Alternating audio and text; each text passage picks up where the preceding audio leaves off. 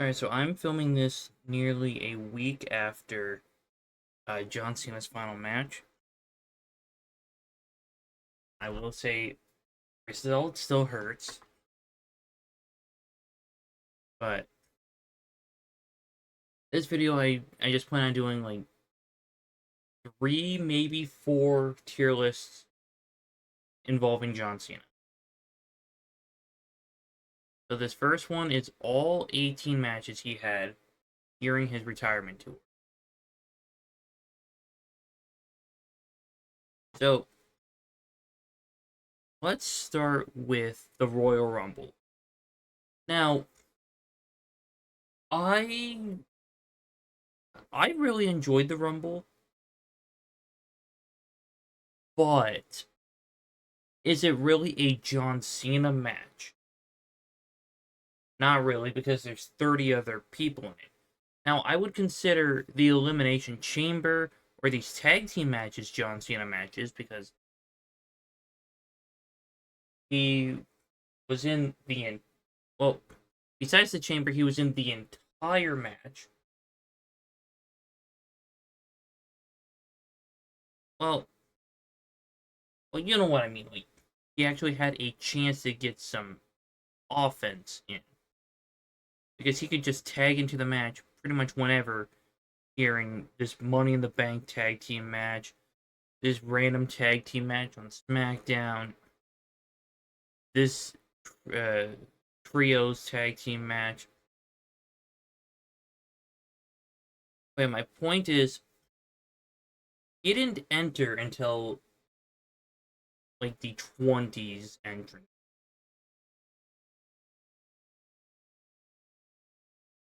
So, as a John Cena match, given how he didn't have too much time in the Rumble to showcase why he should win it, I would actually put it pretty even in like the 3-star. But as a match in general, it's one of the most stacked Rumble matches in WWE history. And I thoroughly enjoyed that Rumble, where I would put in like a 4.5. So I'm thinking we put it in the 4-star.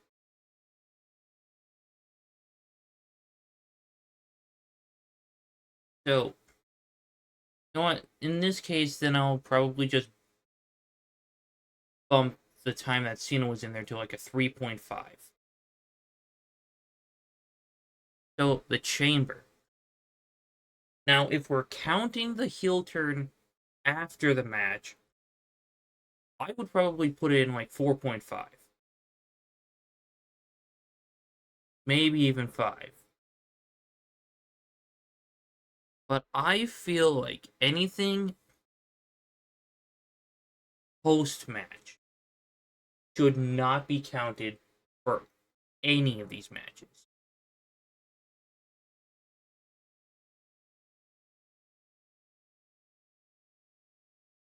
Because it's just saying all 18 matches. It's not necessarily talking about the moments that happened after the match, the moments leading into the match. It's just the match quality. That's how I'm interpreting. And I will say that chamber match was insanely fun.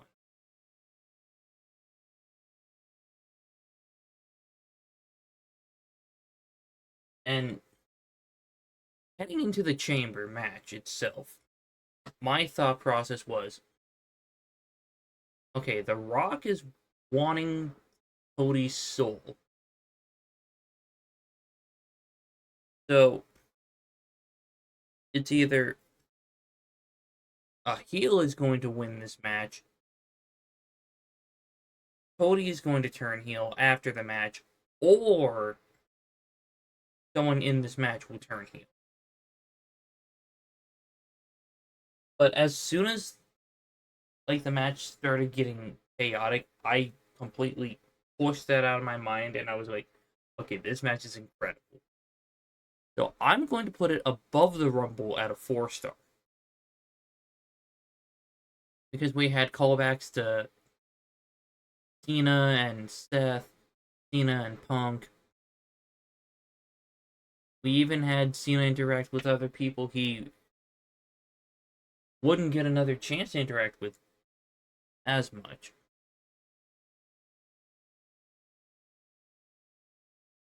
I mean, the only interaction besides this that he had with Drew was, I believe, the Rumble and this tag team match on SmackDown. Alright, up next, Cody Rhodes versus John Cena. This match,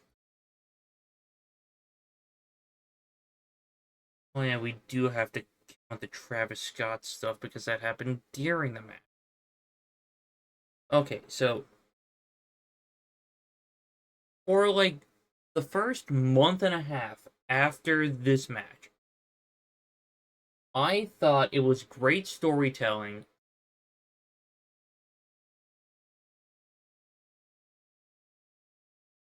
because John Cena's whole thing was you get nothing. Like, we all wanted The Rock to be there, but he brought out Travis Scott. Nobody wanted him out there.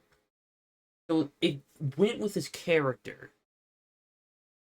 But now seeing how the rest of Cena's heel run kind of went, it kind of dampens that thought. But the match was not horrible, like everyone's saying. At least, in my opinion, it's not horrible. It's not a great match. They clearly did much better. But I'll get to that later. So, I am going to say this is like a 2.5 star. Which, it's below average.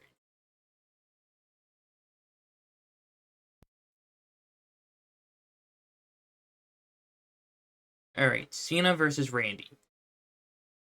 I know people were wanting this to be either one of his last matches or the last match.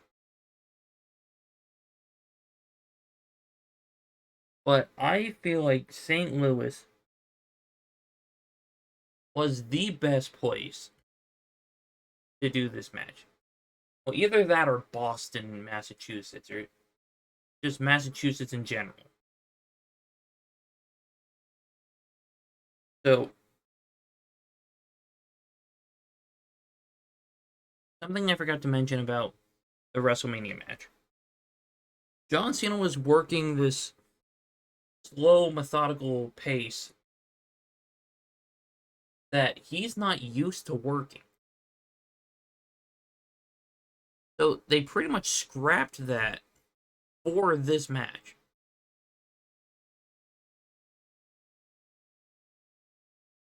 And I honestly really enjoyed this match. Like, yeah, it was mostly a finisher fest, but the chaos with uh R-Truth getting involved, security being there, like, it was so fun. I would honestly put it 4.5 stars.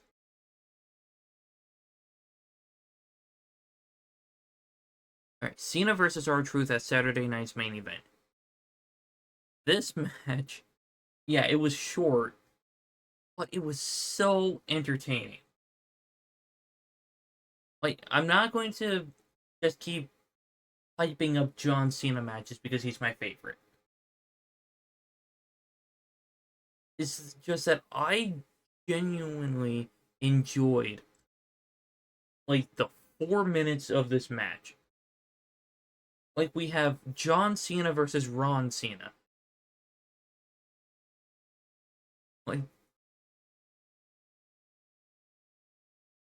I wouldn't have been upset if they had R-Truth pull off a sneaky victory over John Cena.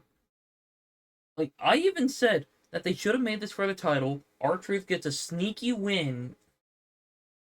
John Cena uses his rematch clause immediately after beating him down and wins back the title to become an 18-time world champion. Like, that would have been funny. That way, R-Truth wins a world title, but John Cena has the last laugh. But that didn't happen. But I can't rank this too highly because it, like I said, it's only like 4 minutes or something. So I'm going to give it a 3 star. That's all the higher I can realistically put it. Cody Rhodes and Jey Uso versus John Cena and Logan Paul at Money in the Bank. Look, I'm going to say something controversial. Logan Paul is a great wrestler. I know a lot of people don't want to give him that credit, but he knows what he's doing. He is great in the ring, great on the mic.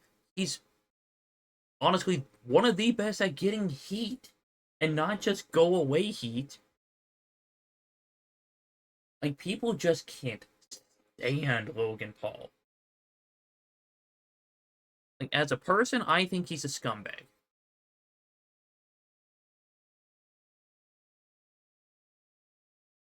But as a wrestler, he's still a scumbag, but he's great at what he does. And this match was actually really good.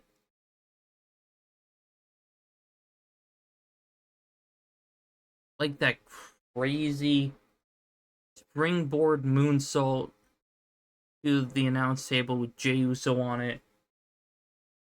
My goodness, it was incredible. Yeah, it was slow in some parts, but to be fair, that's kind of the thing with some tag team matches. And this is coming from someone who absolutely loves tag matches. So, just the star power and the match itself, I would say 3.5 stars. And if you guys don't agree with what I'm saying, please tell me how you would rank this. Alright. R-Truth versus John Cena on SmackDown.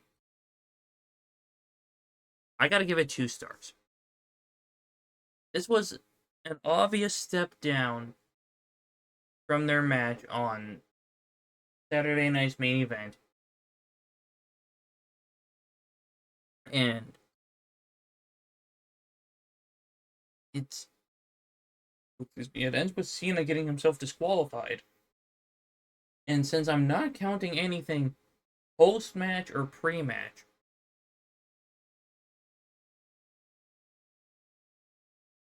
the John Cena pipe bomb, which was a much better version of the original pipe bomb,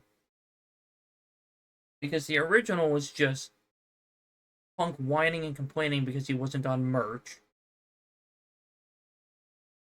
and that The Rock had more star power than he did.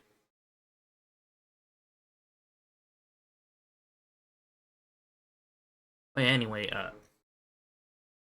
R-Truth versus John Cena on SmackDown, 2 star. Now, as much as I despise CM Punk,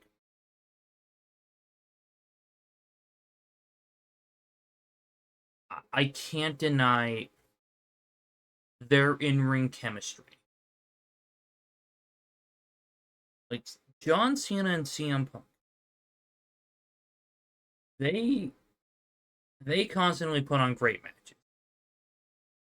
As much as I hate to give Punk credit, I have to give him credit here.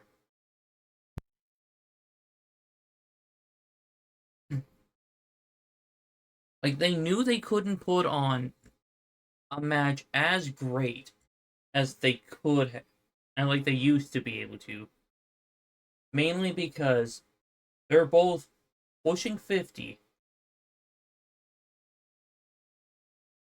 but they actually had an incredible match. Plus the run in from the Vision, Seth Rollins trying to cash in, while John Cena also like bashes Charles Robinson, which was absolutely hilarious.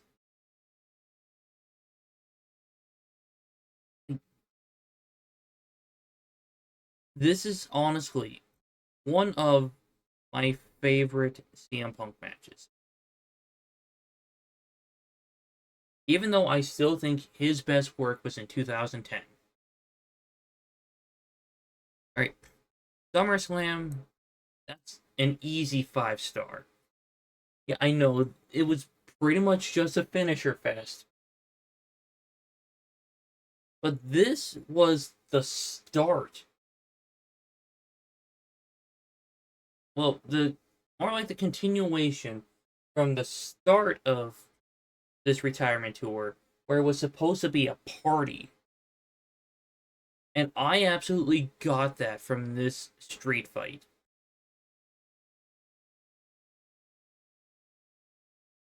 Plus, like, I can't stop thinking of that moment where John Cena's holding up Cody Rhodes on his shoulders while rising up from the stage. Because someone on TikTok a while ago posted that clip with Hero by Nickelback playing over it, and it was just so funny to me at the time. It still is, honestly. But yeah, John Cena kicked out of several Crossroads. Cody kicked out of several Attitude Adjustments. And the thing is, like at the beginning of the match, I was thinking, all right, The Rock's getting involved somewhere. But it didn't need The Rock. And I'm glad he didn't show up. Because I feel like adding in the element of The Rock would have ruined this match quite a bit. Like, not drag it down to like here, but maybe make it 4 to 3.5 stars, somewhere around there.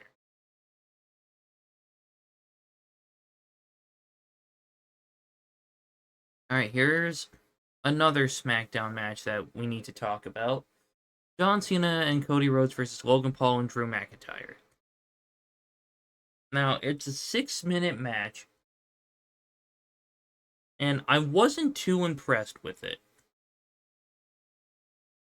Now, it's not getting 1 star. That is reserved for a different match on here. But with the abrupt ending of Logan Paul getting himself disqualified, it kind of ruins it. I don't like disqualification endings. So it's getting a 2 star. Cena versus Logan Paul, on the other hand. Oh my god, these two have such amazing chemistry.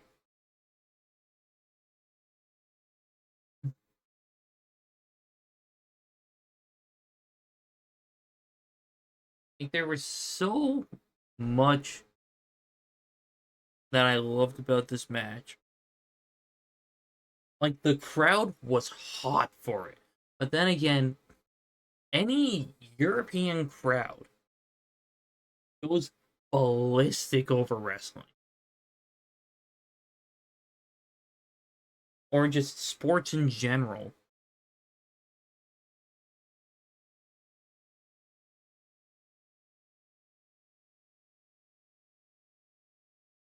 Plus, John Cena and Logan Paul, they're two great performers. And there were so many points where I felt Logan Paul was going to win. But thankfully, That was not the case. But yeah, with the match quality, I gotta put it above uh, Cena and Orton. Like it could have had like a slight little bit of like, I don't know how to put it, but it was just like this close from being a 5-star match in my opinion. John Cena versus Sami Zayn. Unfortunately, I don't remember too much about this match. Mainly because I didn't get to watch it live because one, I was at the TNA tapings in September. Uh, two, I had to watch it the day after, and I was still pretty exhausted because we didn't get home until like 1 something.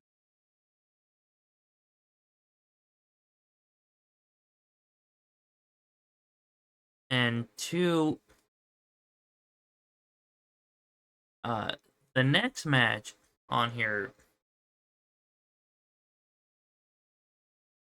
like due to the interference of Brock Lesnar in the current match I'm talking about, that kind of brings it down for me. So I feel like a safe 3 stars, but above the Cena and Truth match. Nah, let's make it 3.5 stars. Because Sami Zayn and John Cena, they put on such great matches together. The disqualification ending and the fact that I don't remember too much about it.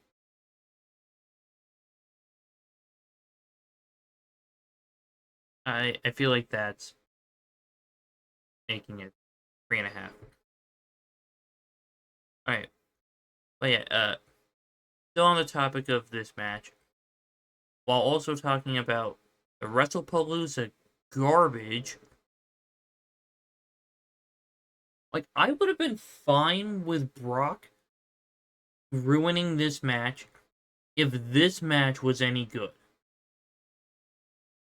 But no, Cena versus Lesnar was the worst match on this retirement tour. So,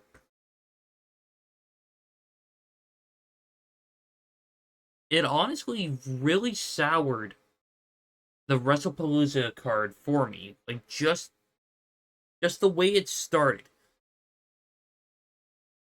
Like, the Usos versus the Vision in that it was pretty much an Extreme Rules special guest referee match. That match was honestly alright. I feel like that would have been a better match if it would have kicked off the show. Or it would have made me enjoy it more. The Stephanie Vaquer match, phenomenal.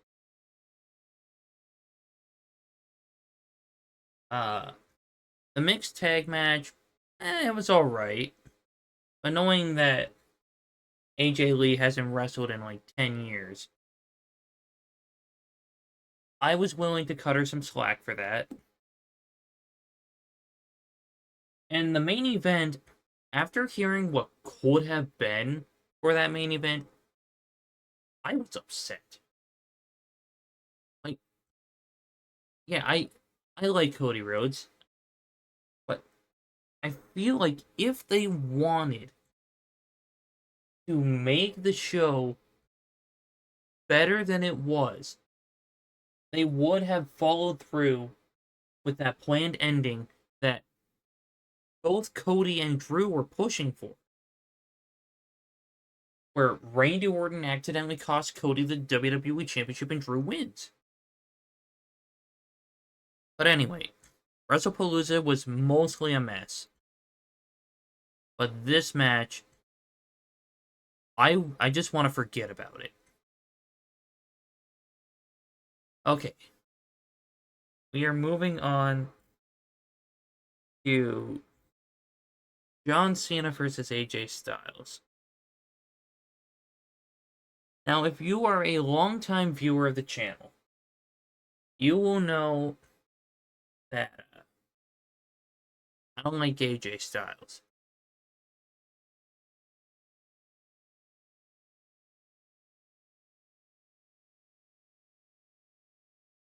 This is honestly the second best match in the retirement tour of John Cena.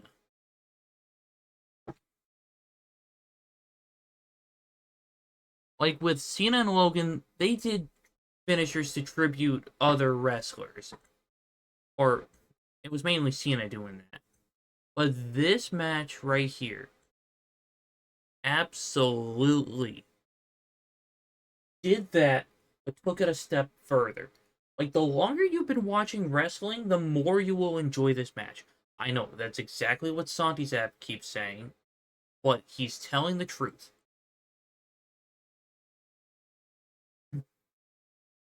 And especially with the tribute to Bray Wyatt,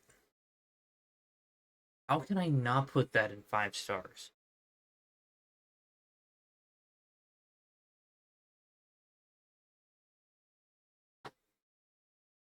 Like, this is much better.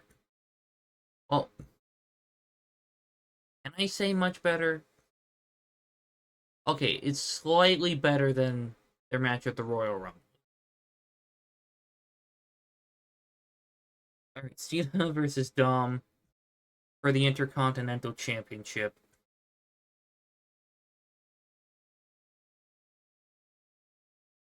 The fact that they gave us John Cena versus Dominic Mysterio on Netflix with the Intercontinental Championship on the line in Boston. Like, it was such a great moment that I feel like it could have been put on a PLE.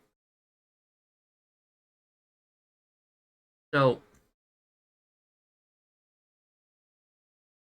I'm going to give it 4 stars.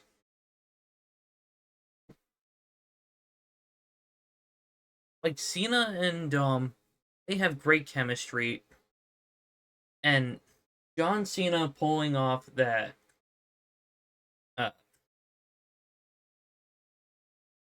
that tactic where uh, after Dom hits the chair on the mat and throws it to him and falls, he throws the chair, falls, making it look like Dom was the one who cheated. And then that wink was just so funny. Plus, it was an incredible moment. At least I got 2 out of the 3 things I was hoping for during this retirement tour. 1, John Cena becomes a Grand Slam champion. 2, John Cena becomes a 17-time world champion. And the one that didn't happen, it's a little selfish of me, but Cena and Randy becoming tag team champions. I know they're big rivals, but it would have been so freaking cool to see that. Like, I was thinking they could have won it and won the titles on like the one of the first SmackDowns of the year. Then they face like DIY and Motor City Machine Guns at the Royal Rumble or some other tag team on SmackDown where they defend the titles in a ladder match, but thankfully they didn't do a ladder match for the tag titles since they had that for Cody and Randy. I know, Cody and Kevin. My brain and my mouth work at 2 different speeds. But yeah,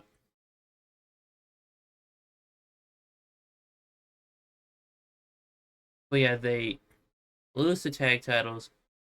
They both get put in the chamber match where it kind of looks like they're going to work together, but Randy Orton gets rolled up by Cena and then turns heel on him, leading to a match at WrestleMania. But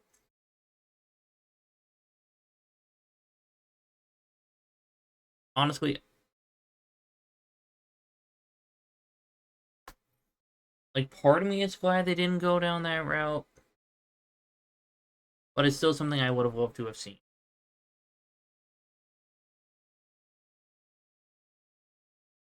Oh yeah, I was talking about Dom and Cena.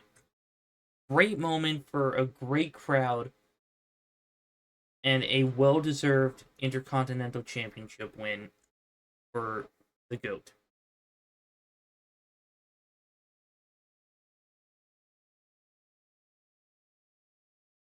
All right. Judgment Day versus Cena, Ray, and Sheamus.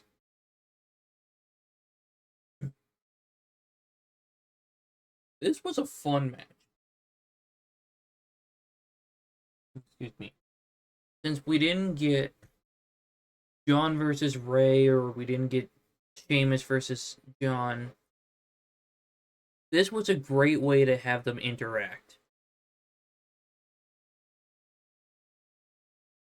And I kind of think it's weird how, like, I believe Finn was still in the tournament at this point, and I think his match was on the SmackDown after. Either that or the SmackDown after that upcoming SmackDown.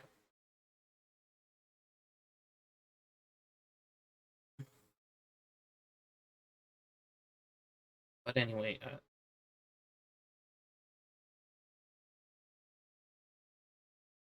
a lot of people were saying that we should have been getting more variety in Cena opponents during his last 2 months.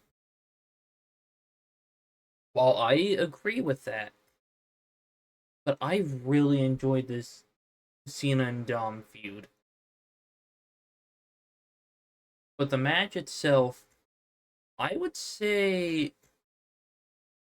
not as good as the Chamber match, but slightly better than the Rumble.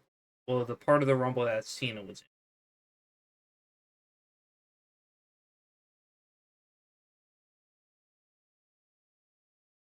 All right, Cena versus Dom. This one I would have had lower on my list. Mainly because it took 6 people to beat John Cena for the Intercontinental Championship.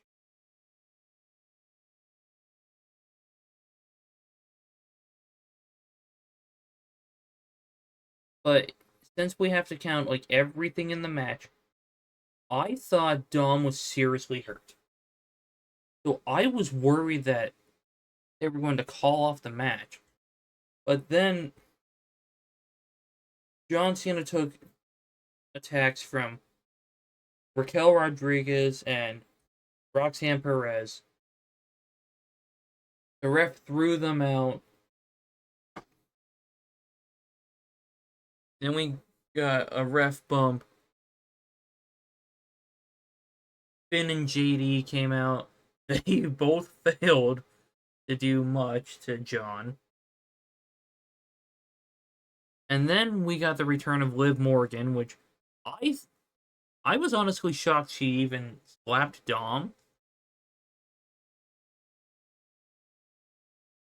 But then she showed her true colors by kicking Cena in the groin and helping Dom win the title. It was a great match.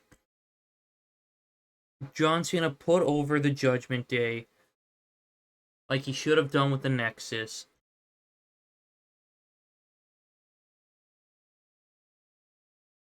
So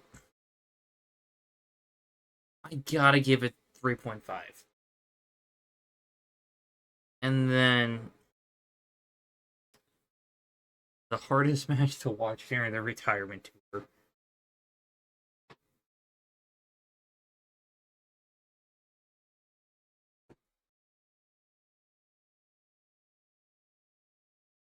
And the absolute silence of the crowd after Cena tapped was just as deafening as the moment where Brock Lesnar broke the streak.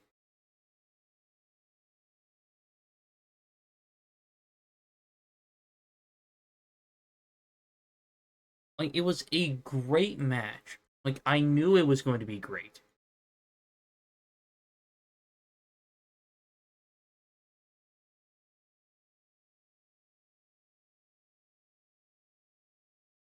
And recently, John Cena was on recently as of filming, he was on the What Do You Want to Talk About podcast with Cody Rhodes. And he explained, like, the last 5 minutes of the match where he was connecting with everyone and then he finally let go and went peacefully with that tap out.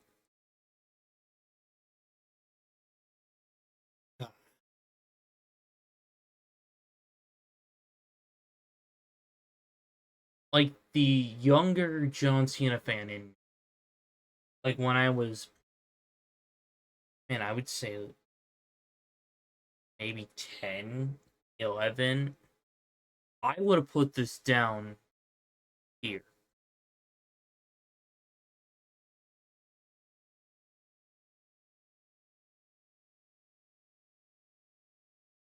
But I still feel like this match was great. I don't think it should have gone that way. So I gotta put it in 3.5, like at the top.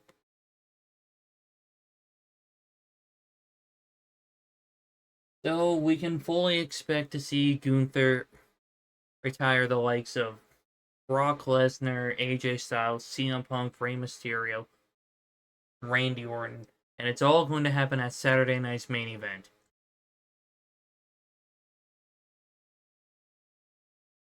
Alright, man, this first tier list took a while, but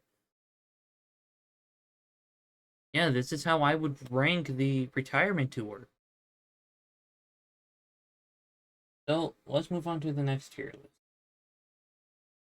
And so after spending like 45 minutes approximately on trying to figure out like what John Cena's shirts were from which part of the retirement tour and all that stuff, I decided to just skip that one because some of the pictures were too small. I couldn't find good pictures of some of the other ones. Right, but now, oh, this one was made by Cultaholic. Right, but anyway, okay, this isn't even the full updated one.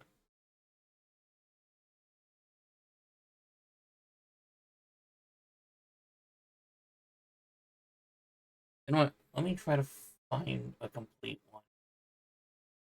All right, here is a complete list of all of Cena's WrestleMania matches.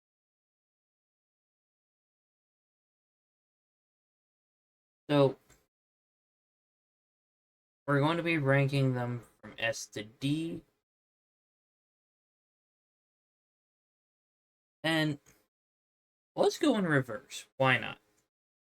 So, earlier you already heard my thoughts about Cena and Rhodes at WrestleMania. So, that is going in like the C tier. Now, up next, John Cena versus Austin Theory for the US title.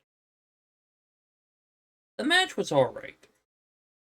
I just wish that this would have done more for Austin Theory. Because sometimes when, like, John Cena loses to up and coming stars, it does not go well for them after that.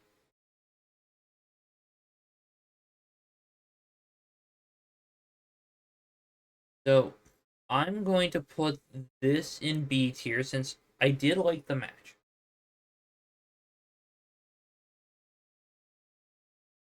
But there are much better matches and much worse matches.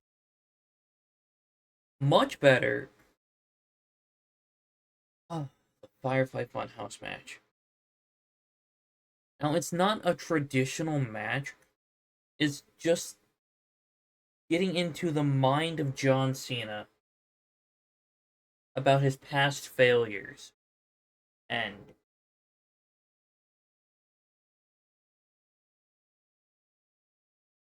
like, there's something about this match where I don't think it would have been as good if it was like an actual wrestling match in front of fans.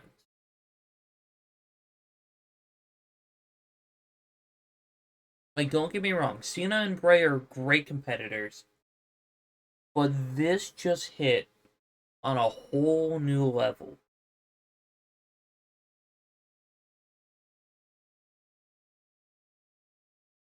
And going through like the 2K24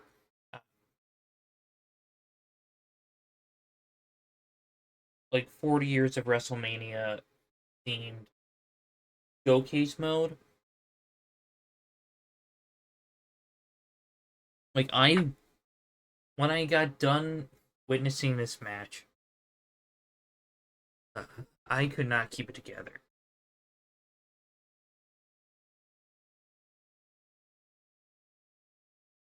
Like this match could only work in that circumstance. Like it had to be John, it had to be Bray, it had to be during like a time where there's no fans in attendance.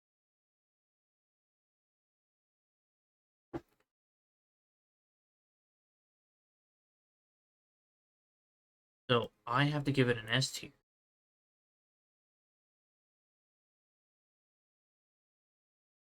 Like if your match can make me feel all kinds of emotions, you're doing it right. And there's no one that has the brain power that Bray Wyatt had. Alright, and speaking of much worse, John Cena versus The Undertaker. I was so convinced that this match was never going to happen at WrestleMania, even during the build up to that WrestleMania. Like, I was thinking, you had the opportunity years ago. The Undertaker supposedly retired the year before. They should not do this match now. And gosh dang it, I was right. This match wasn't even a match.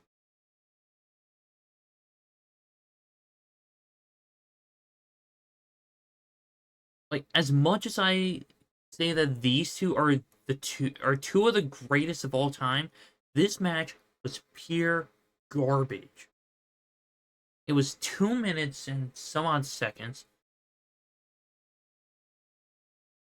and it was pretty much just a squash match. Squash matches should not happen at WrestleMania.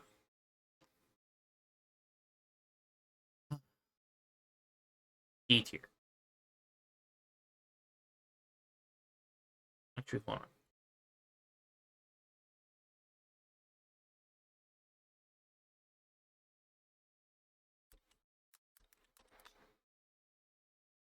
There we go. It deserves its own tier.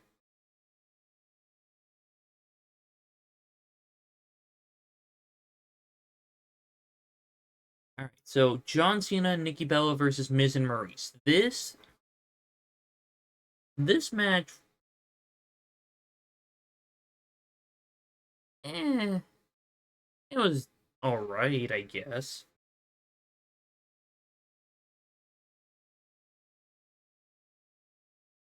But then again, I don't remember much from it. So C tier. John Cena versus Rusev, WrestleMania 31. This was a great match.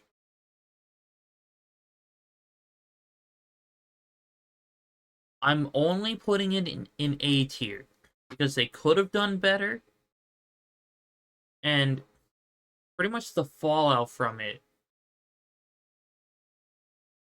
was it was kind of like how Austin Theory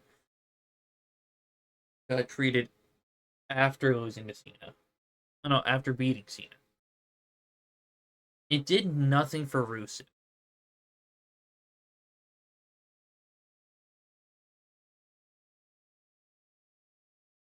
Cena versus Bray the first time.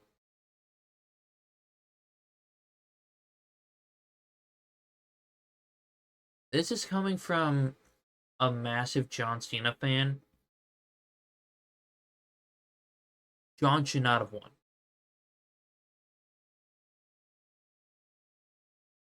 Like earlier, I was saying how like matches should not end in disqualification that often. This is one I would have been fine with it ending in a disqualification. Like John Cena was trying not to give into the hate,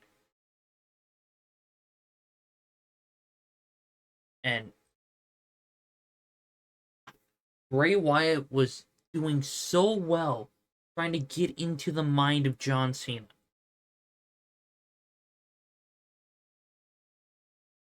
But Bray should have won this match, and he should have won this feud. Heck, I feel like they should have swapped out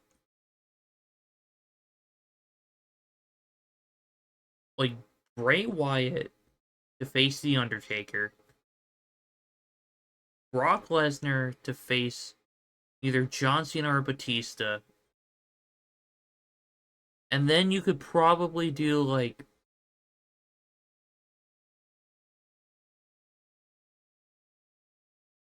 honestly, I don't know.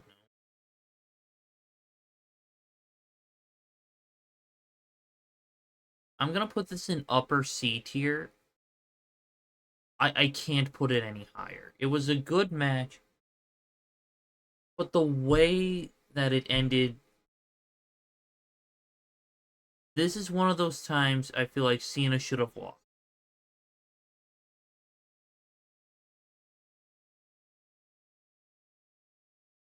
Alright, Rock versus Cena. Well, the second time.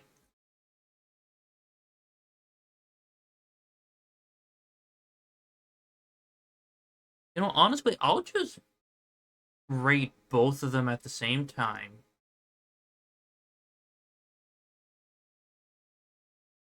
Alright, B tier for both of them, but the second one slightly better than the first.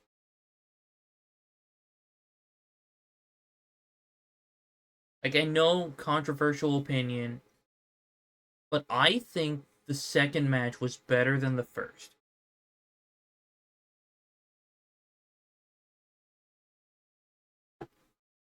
And honestly, this match did not need CM Punk.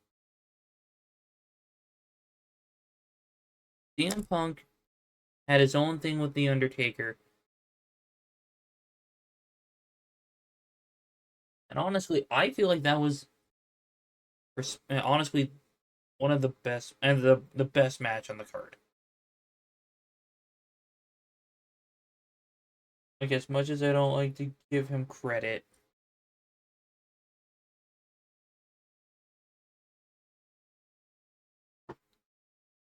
but this one may have had the hype behind it. but I still can't get like the ending of our next match, Cena versus Miz, out of my head. Like, they used The Miz as a stepping stone, or more like a third wheel, just to get to this match.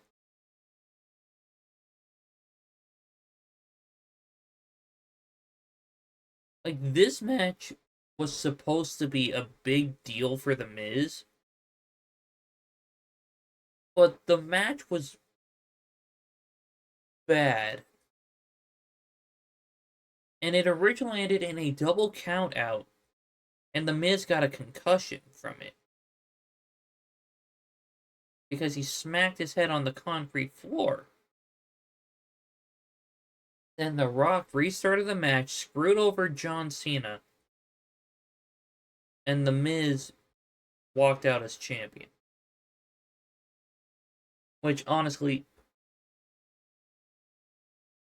it just doesn't show that they had confidence in The Miz as a champion. And why even have The Miz retain it at WrestleMania when they were just going to have him lose the title back to John? Well, not really back to John, because he won, and Miz won the title from the Miz, and oh my goodness, from Randy Orton.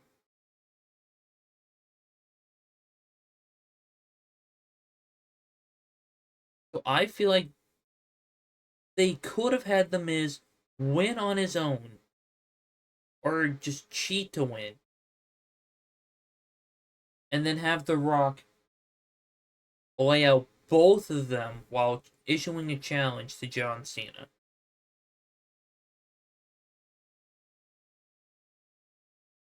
Alright, Batista and Cena, A tier. I really enjoyed this match. Because after years of trying to get these two for a match at WrestleMania,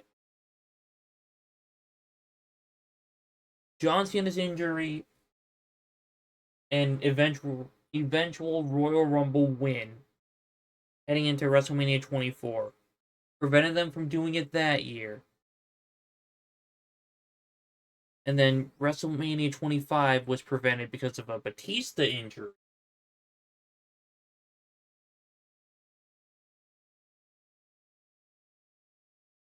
So, this was the result. And these two had a great match. And most people don't remember that because it got overshadowed by Undertaker versus Shawn Michaels, which is completely understandable. World Heavyweight Championship triple threat. It was alright. I'll put it above the Austin Theory match. Like, I feel like this match would have been better without the Big Show, but that spot with John Cena picking up both Edge and the Big Show was so iconic that you needed the Big Show in order to do that. So it's a double-edged sword. Kind of like how Big Show just keeps turning heel and face every 7 seconds or something.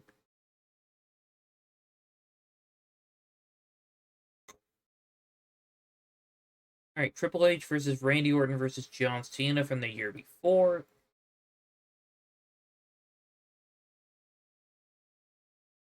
We were prevented from another match that should have happened one-on-one at WrestleMania. This should have just been Randy Orton versus John Cena, but adding in Triple H, I feel like that made the match better.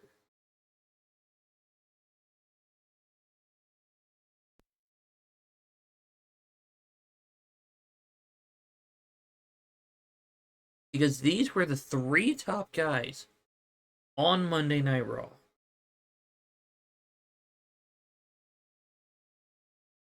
So it just felt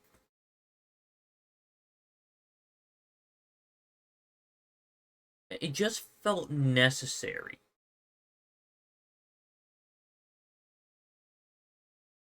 Like the entrances, the match, it was so fun and chaotic.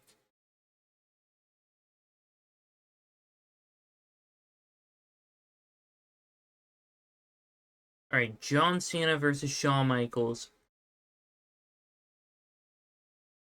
God, that it's S tier. I don't know if I want to put it over Cena and Bray.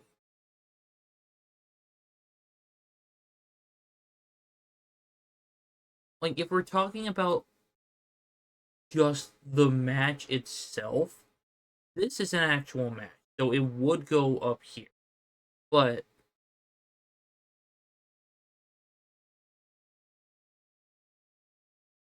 I gotta go Cena and Bray over Cena and Michaels.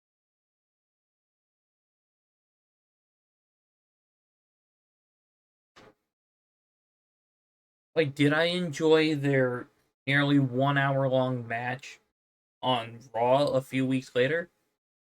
Absolutely. But the entrances, the grandiose nature, the fact that they were tag team champions heading into the show, which, once again, that's also a double edged sword because the tag titles should have been defended.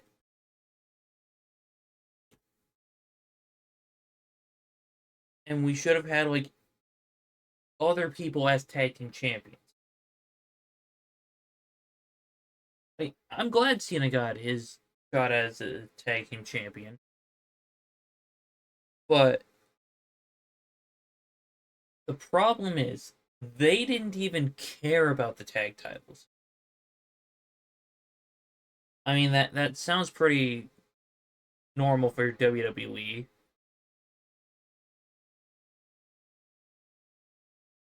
But anyway, this match is one of my favorite John Cena matches.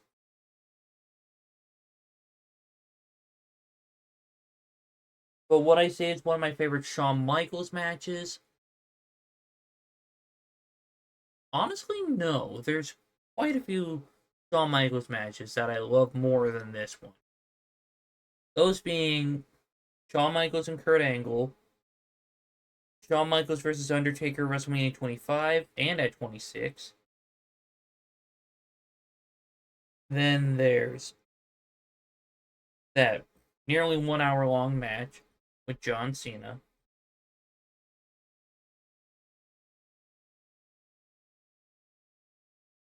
Okay, let's move on to Cena versus Triple H. I I don't remember this match.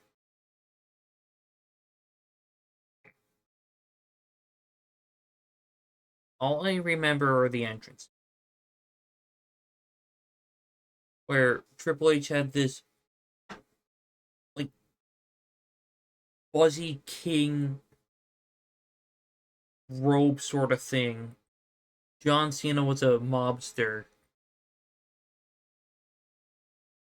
And I only remember Triple H tapping out. So I'm going to put it in C tier because I don't remember how the match went. John Cena versus JBL. This was the start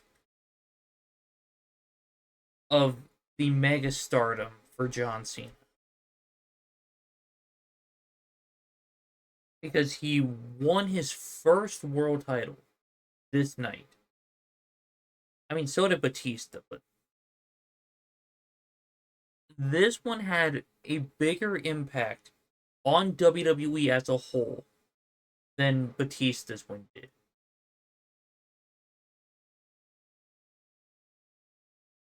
Excuse me. I'm putting it in A tier. And then the first John Cena match at WrestleMania.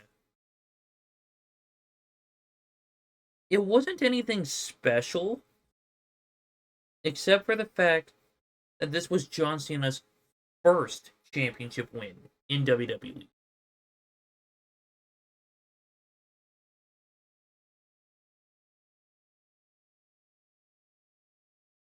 So, for that alone,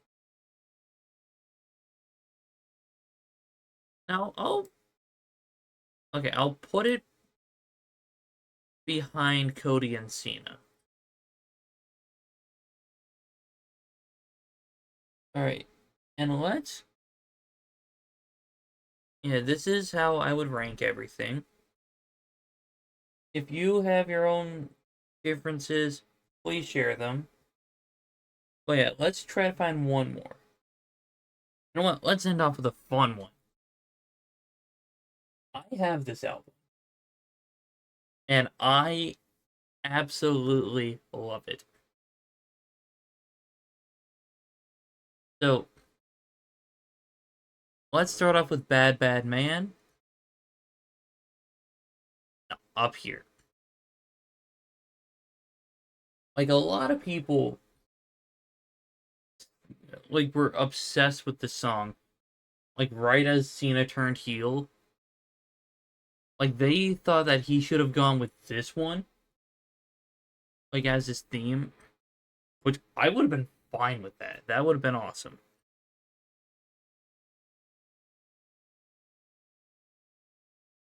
Yeah, Basic Thugonomics, I'll also put up there. Such a great entrance theme.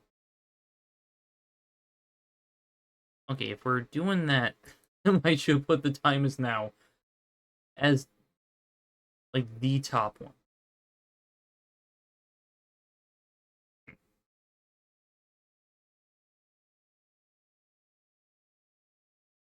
Okay, I might pull up another tab just to listen to little snippets of some of these. Because I remember quite a few of these. Like, for sure, Don't F With Us. If It All Ended Tomorrow. Just Another Day. Make It Loud.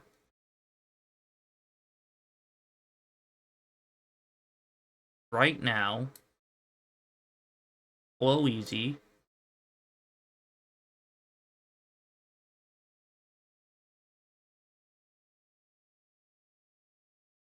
This Is How We Roll.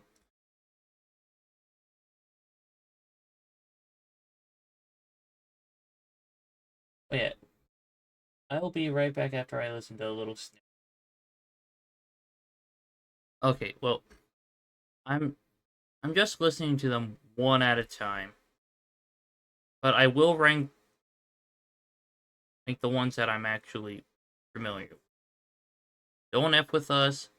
I'm gonna give that like a 1 flame.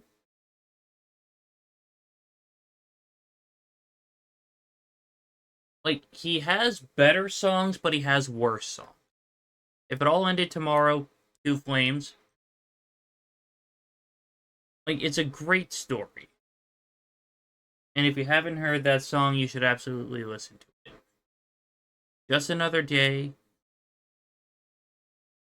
Yeah, I'll put that in 1 flame. Make It Loud, 2 flames.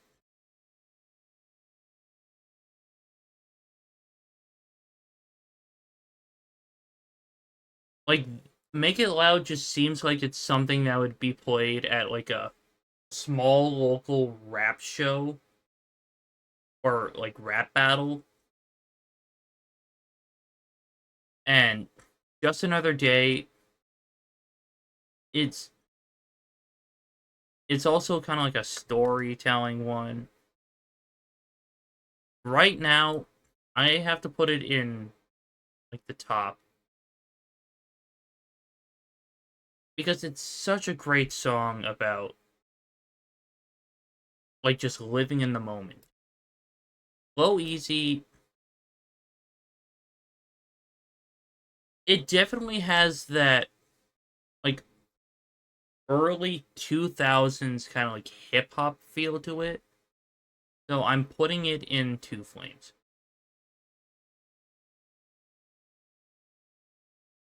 All right, Beantown.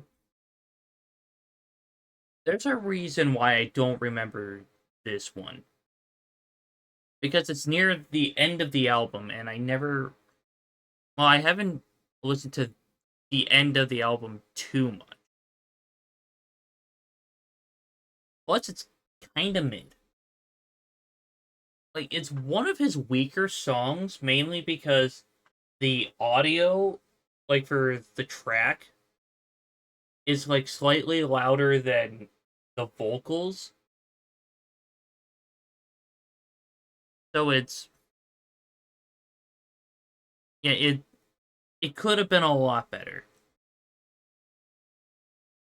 I feel like I listened to enough of This Is How We Roll to remember it better. And it's actually One Flame. Not as good as the other two in this, but I do like it. Okay, I kind of wish I did remember Chain Gang is the click better because from what I listened to it, it's actually pretty fire. So, Two Flames. Let's now let me check out Keep Frontin'. Alright, I'm gonna be real with you. Not a fan of Keep Frontin'.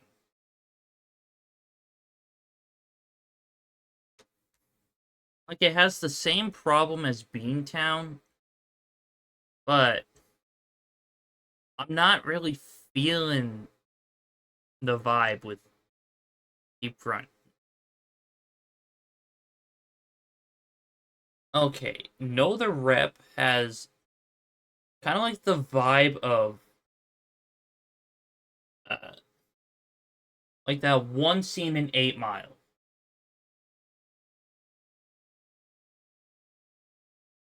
Uh, the the part where the one guy sings about the 10 freaky girls inside the Chintiki or something like that. So I will admit it's a little fire, just on the lower end between that and mid. I just had to listen to the first little instrumental part of Running Game to remember the song. And yeah, I would have to say it is fire, but just a little bit better than Just Another Day. And I just have three more to go through. Alright, Summer Fling. It kind of reminds me of something that would be in like GTA Vice City. Like that game specifically.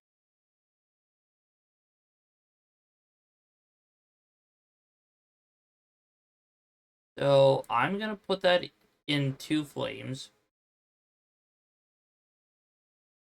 but at the bottom of it. So, what now? I feel like no, not mid.